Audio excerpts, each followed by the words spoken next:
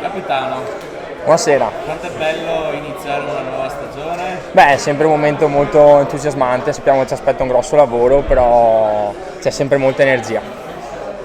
Gente nuova che Molti. magari ovviamente già conosci perché nei campi Sì. di rugby ci si conosce un po' tutti, si tratta un po' adesso di approfondire La situazione dal punto di vista rugbistico.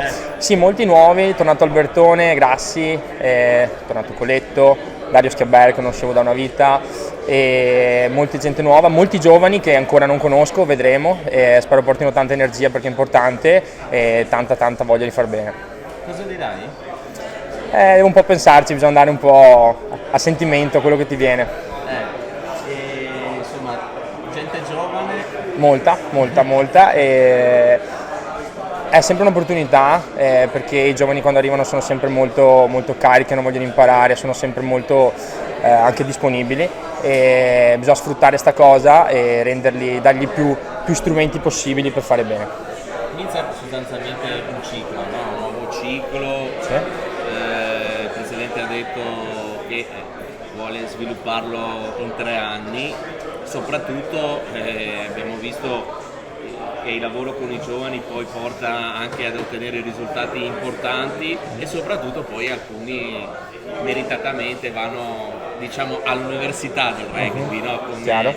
Quanto, insomma, da compagno, quanto ti ha fatto piacere vedere certi ragazzi che hanno fatto progressi importanti e ora li potremo vedere calcare più frequentemente il manto erboso del Allora, Morigo? onestamente è sempre un grosso piacere vedere gente comunque come Destiny, Kinji, ma come tanti altri, anche Gasperini, Gallorini, spero un giorno, eccetera, poter andare a Treviso a far vedere cosa sanno fare. È sempre un orgoglio perché comunque sì, sono cresciuti anche là, però sono cresciuti anche con noi, hanno fatto bene anche qui, quindi sicuramente è sempre un motivo di orgoglio per noi essere amici loro, avere comunque un legame forte perché per esempio con Destiny siamo molto amici e è un gran orgoglio.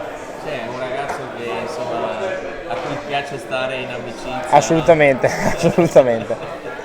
Ecco, obiettivi, insomma, si tratta di vedere giornata dopo giornata, chiaramente, Chiaro.